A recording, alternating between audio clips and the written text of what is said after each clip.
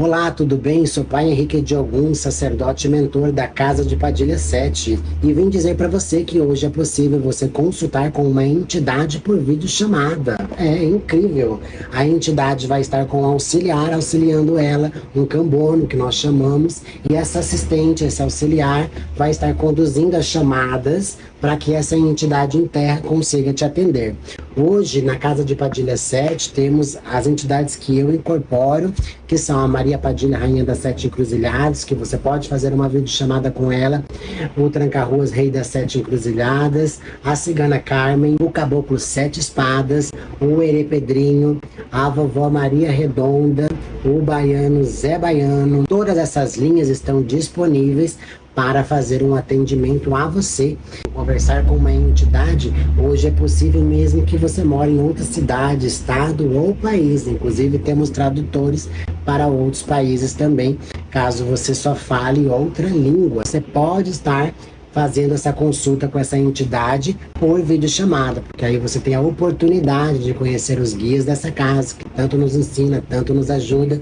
Quem nos acompanha e vê os nossos conteúdos, os nossos trabalhos, sabe da seriedade que nós somos. Nós estamos dando essa oportunidade para que vocês possam também ter a oportunidade de conversar com uma entidade de verdade em terra que umas grandes enchentes, principalmente no estado do Rio Grande do Sul, por ele estar no alto em relação a nível do mar, ele é mais prejudicado em questões de ventos, tempestades, ciclones. Pode existir ali grandes tragédias. Vamos explicar de forma espiritual, das questões de espíritos, de karmas do passado, que o estado passa.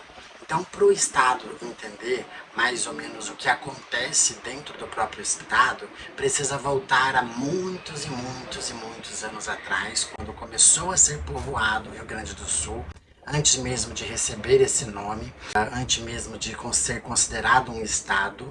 Então, nós estamos falando aí na época indígena, de tribos, onde o Brasil em si também foi colonizado. Então, nessa época, como nós sabemos, o Brasil ele foi invadido por pessoas de fora. Por isso que hoje os brasileiros, existe uma mistura muito grande de raça e etnias. Por isso que há muita desavença no próprio Brasil, porque ele nunca foi tão bem acolhido por outros lugares. Praticamente as pessoas vieram usufruir o que o Brasil tinha, fazer renda para fazer vida, para construir, enfim. Todos procuram isso quando nós compramos uma casa, quando nós compramos um apartamento, quando nós compramos um carro. Nós estamos buscando uma comodidade para nós. Muitas das vezes pode ser que nós estamos tirando a oportunidade de outras pessoas. Então, o que eu quero dizer com isso é que a culpa está na guerra que houve, na escravidão que houve dos tempos indígenas e principalmente também de negros que foram trazidos da África para trabalhar nessa região para indústrias da época, que claramente era tudo manual, né? Não é hoje que existe máquina, mas existiam já algumas coisas, algumas formas de construções que faziam-se e usavam da escravidão. Então eles escravizaram também primeiramente os índios, e os índios eram muito tabulados a religiões, crenças deles mesmos. Eles consagravam não os orixás em si, ou entidades como Exus e Pombogiras, mas eles consagravam deuses, eles consagravam os elementos como deuses. Se nós pararmos para pensar que os elementos são os orixás, então é os orixás que eles consagravam, mas de uma crença diferente, que é aquela coisa que nós sempre gostamos de fazer, a questão do sincretismo. Quando nós sincretizamos algo, nós entendemos melhor o processo que ocorre. Então, eles consagravam o Deus Céu, o Deus Sol, o Deus Lua, consagravam o Deus Água, o Deus Fogo, o Deus Terra, o Deus Ar. Então, isso são orixás. Dentro da religião do candomblé, vertentes do candomblé são orixás. Sincretismos na Igreja Católica como santos. Então, praticamente já havia consagrações de seres maiores do que nós, que seriam crenças sobre essas energias. Acontece hoje muito enchente, destruição em massa, Porque quanto mais os habitantes do Rio Grande do Sul prejudicarem o solo, prejudicarem o ar, fazerem poluições, quanto mais eles fizerem isso, mais eles serão condenados. Existem muitos outros lugares que já pensam numa ecologia, num ecossistema, já pensa no bem da natureza, já tem noção de ciclo, já faz completamente uma reciclagem do lixo, evita. Então, existe uma educação ecológica, que é o que precisa para o Rio Grande do Sul. Se você vai perguntar para as pessoas o que é ecologia, qual é o ciclo da vida, qual é o ciclo da água, qual é o ciclo do ar, as pessoas não sabem. As pessoas são completamente desinformadas. E isso não é culpa delas, porque a ignorância em si não é a culpa do ser, e sim de pessoas que têm condições, que já tiveram grandes fortunas, mas como houve injustiças, como houve propinas, como houve roubos do governo, as pessoas acabam não tendo essa informação. Não existe, eles não investem em contratar pessoas, dar um curso para essas pessoas, para que elas entendam o lixo, o que é reciclável, o que não é, o que é perecível, para que serve, como que se reutiliza. Então, por haver essas pendências de informação, pelos habitantes do Rio Grande do Sul, a maioria, não vou tabular todos, mas a maioria, não terem a consciência do que fazer para o meio ambiente. Então, por exemplo, o uso de carros, a tirada dos catalisadores dos carros, que tem muito isso no Rio Grande do Sul, por isso que acaba sendo uma cidade mais violenta. Eles gostam de fazer aqueles estouros nos escapes, então aquele estouro é a falta de um catalisador. Um carro funciona normalmente sem um catalisador, só que o catalisador ele justamente filtra para poluir menos, não que não polua, mas polui menos. Então, quando os carros são muito barulhentos, eles poluem mais, porque o catalisador ou não existe, ou ele é travado, ou ele tem ali uma função menor. E olha que eu não sou mecânico, mas a pesquisa, a inteligência, o conhecimento que os nossos guias passam, nos dá a oportunidade de nós aprendermos mais a fazermos os sincretismos e entendermos o que acontece. Então, o Rio Grande do Sul é condenado por tribos indígenas que morreram todas sacrificadas no passado e foram escravizadas. Fora isso, existem tribos também que morreram com a própria tempestade, porque muitos e muitos anos atrás, quando tudo estava sendo descoberto pelas tribos indígenas, os indígenas pediam muito a chuva. Então eles faziam igual os desenhos mostram da dança da chuva, que seriam aquelas feitiçarias, agradando Deus Fogo. Então eles entenderam na realidade, eles descobriram que a forma de ebulição, que seria o que o fogo ocasiona no ar, através do oxigênio, para fazer aquela combustão e o fogo, e a fumaça subir, aquilo é que descia a água. Então fazia-se correntes, é um processo de vaporização. Então esse processo, ele desce de novo. Se vocês forem lá naquele vídeo que nós temos na doutrina, que fala sobre o ciclo da água, que está no Candomblé nível 1, vocês vão entender o que acontece no processo para que a chuva caia, para que a chuva desça. Está faltando, eu não quero pregar religião ou doutrina, dizer que todo o Rio Grande do Sul inteiro tem que virar candomblessista ou umbandista ou devotos a alguma entidade. O que eu quero é passar uma consciência para que pessoas entendam por que acontece, e enquanto não mudar, não vai melhorar. Então as enchentes, as tragédias, isso acontece por causa dos lixos que não estão sendo reciclados. Eles não estão tendo para onde correr. Eles estão ali numa forma onde não tem aonde escoar. Por isso que tudo alaga, por isso que tudo enche, demora muito, porque existe muito lixo que não foi decomposto. Principalmente, tem que entender o processo de decomposição.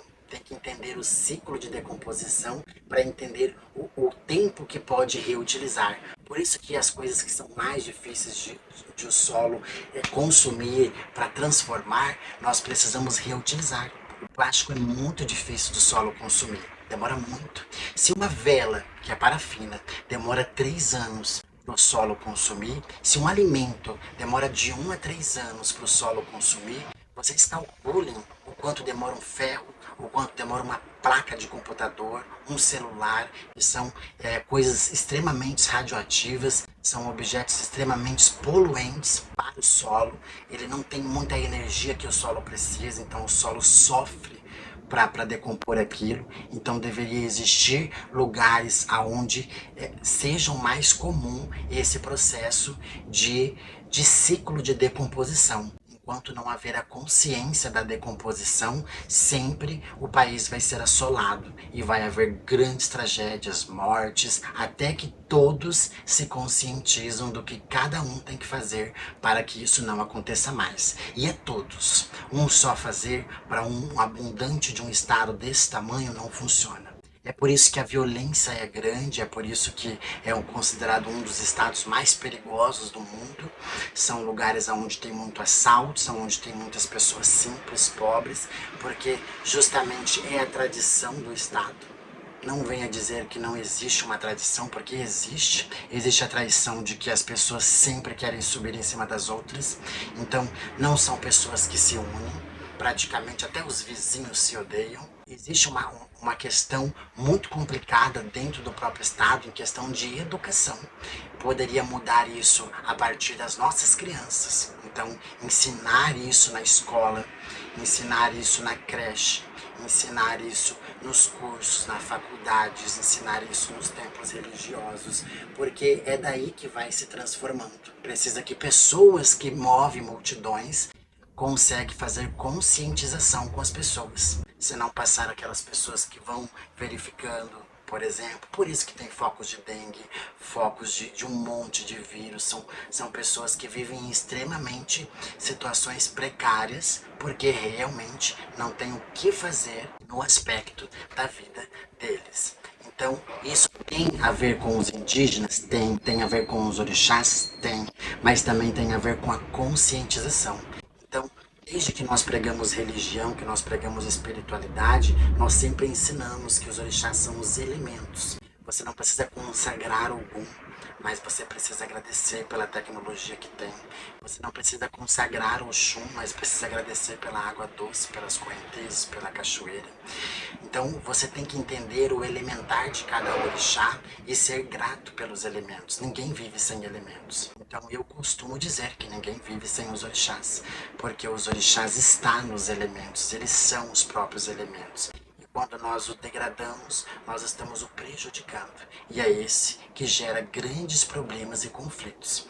Então é isso que eu queria esclarecer para vocês poderem entender e que de repente pessoas sejam tocadas a fazer ONGs, a abrir canais, para que realmente movimente essa energia de uma conscientização do meio ambiente, principalmente do lixo, do que pode ser reutilizado, de que forma que pode ser degradado, procurar desperdiçar menos, porque até os pobres aí desperdiçam demais.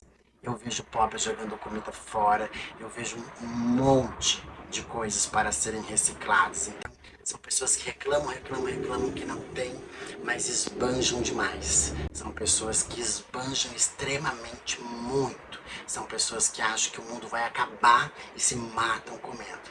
Então, a educação também alimentar é algo que deveria existir. As pessoas terem uma consciência do quanto comer, do quanto fazer e não esbanjar. Porque aí chega o final do mês, não tem um pacote de arroz, mas se observar todos os dias que jogou arroz fora, porque sobrou, aí vai começar a entender o quanto está gastando de desperdício. Só pessoas que realmente entendem de números, de administração no mercado, por exemplo, onde há muitas percas por vencimentos, por perecíveis que não foram vendidos. Só pessoas que trabalham com percas nesse aspecto alimentar vão entender também a perca do alimento dentro da própria casa. Então, às vezes, você compra um exagero de pão e aí joga fora porque secou. Então você compra um exagero de comida, joga fora porque venceu. Aí tinha uma promoção no mercado de leite, mas vai vencer amanhã, aí venceu, teve que jogar fora. Então, na realidade, assim, a quantidade de supostamente o que é tão barato eles comprarem, fica tão absurdo que acaba jogando fora. Então o desperdício também invoca as questões dos orixás, porque principalmente a Exu, que são mensageiros. Então Exu que coloca comida na nossa mesa. Então, enquanto nós esbanjamos, Exu entende que você está satisfeito, que ele não precisa te dar mais nada. E aí seus caminhos travam. Aí você passa fome, aí final do mês não tem o que comer. Então existe muito do esbanjar. Todos, quando pegam um salário, vai, compra uma caixa de cerveja ou uma garrafa de pinga, cigarros, se matam, fazem um churrasco, compram horrores de carne. Pobres, compram horrores de carne, mas aí chega o final do mês, não tem. Tá pedindo ajuda para uma cesta básica, para um governo. Então existe assim muito da conscientização. Hoje a melhor coisa é conscientizar pessoas e não simplesmente esbanjar e dar a elas o que elas estão pedindo. Se cada um ganha tanto, precisa aprender a viver com aquele tanto. E não querer que, então eu vou ser ajudado pelo governo porque eu não posso viver só com isso. Precisa começar a haver conscientizações, até mesmo projetos de casas, projetos de lugares onde as casas estão sendo construídas, porque as pessoas simplesmente saem invadindo tudo, construindo tudo, desmatando, simplesmente fazendo casa. Se vocês verem casa, árvore quando cai em cima de uma casa, é uma quizila porque ali não deveria ter uma casa. Então é uma coisa assim que está faltando uma conscientização, até mesmo de pessoas que têm experiências, de engenheiros, de arquitetos que têm experiências em relação a locais que podem ser construídos ou não, o que pode ser elevado, vai aguentar uma chuva, vai aguentar uma enchente. Da união dessas pessoas. Provavelmente não deve ter lugares que engenheiros ganham dinheiro no Rio Grande do Sul, que arquitetos ganham dinheiro no Rio Grande do Sul, porque ninguém está nem aí para esse detalhe. Todo mundo acha que simplesmente é só chegar lá, tacar um monte de concreto, de cimento e subir uma casa e tacar um telhado e aí tá pronto. Esqueceu do solo, do meio ambiente, saber se é fértil, saber se não é, saber se ali se passa alguma correnteza embaixo, se tem alguma raiz, se tem fluidos de líquido que são as raízes de Nanã. Se existe isso, a quanto metro está, quanto de água tem que tirar essa água. Quando você vai fazer uma construção, por exemplo, enfia-se um cano enorme, que é uma máquina que faz isso, para fazer a sangria da água da terra. Então tira um monte de água, fica fazendo água semanas, para vocês terem uma ideia da quantidade de água que a terra guarda dentro dela. E aí fica fazendo aquela sangria, tirando aquela água para poder fazer uma construção, principalmente prédios. Prédios fazem esse tipo de sangria. Muitas das vezes essa água até é reutilizada, enchida caminhão-pipas, às vezes fazem alguma reutilização, mas eu vejo muito construção de prédio que eles simplesmente jogam na rua. A água tá vazando como se estivesse chovendo. Então, se você passar por uma construção que está começando agora, observe o quanto de água que você vai ver na rua. Isso é uma sangria que se faz. E aí as pessoas tacam uma casa em cima sem fazer essa sangria. Essa sangria está muito profunda. Ela não é ali onde você vai fazer o pé da casa, onde você vai fazer a estrutura para poder fazer um piso. E é isso que precisa se entender. Então, na realidade, assim, a necessidade do ser construir. E isso geralmente quem faz são supostos pedreiros ou serventes de pedreiros que aprendem a fazer ali uma massa, uma casa e acham que pode construir. Eles acham que, até hoje na realidade, eu conheço muitos pedreiros, eles têm a consciência de que não precisa de um arquiteto, vocês acreditam? Então falta também uma preparação para essas pessoas, para que elas entendam o porquê que existe um arquiteto, um engenheiro dentro de uma obra. O porquê que é tão chato fazer uma obra. Porque é tão fiscalizado. As pessoas também não param para entender isso. Então as construções do Rio Grande do Sul é tudo uma tristeza. Se fosse fazer uma fiscalização do que pode ou não pode ter, dezenas de pessoas iriam para a rua e casas seriam demolidas. Porque é tudo contra a lei, contra a regra. Então, se vocês não entenderem a regra atual do mundo para se viver, também vão ser condenados. Por isso que os mais simples acabam sendo os mais condenados. Porque justamente não tem essa ideia, esse conhecimento para fazerem as coisas, mas querem fazer. São pessoas que se metem e fazem. E aí está o grande problema.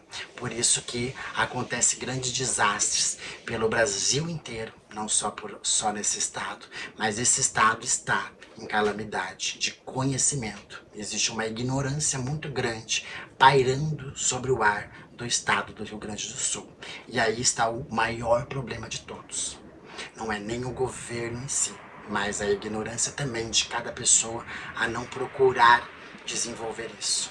Precisam de pessoas que estejam à frente, que amam realmente o seu estado, a sua terra, o seu chão, e façam com que isso realmente vá ter existências melhores futuras. Na Quimbanda, tô esperando você iniciar aqui, hein? Você estudar aqui. Tem que estudar comigo, falar comigo. Se quiser, eu te dou um caminho para você entrar agora, de duas formas. Ou você entra como dizimista por no mínimo 17 meses, ou você entra como o parcelamento que eu fiz para outros filhos também, que é 12 vezes de 259. Aí você ganha a proteção da casa e todos os estudos. Aí é por um ano, você fica pagando esse valor sem poder sair. Um compromisso. De fechar acordo comigo, você começa a estudar amanhã já.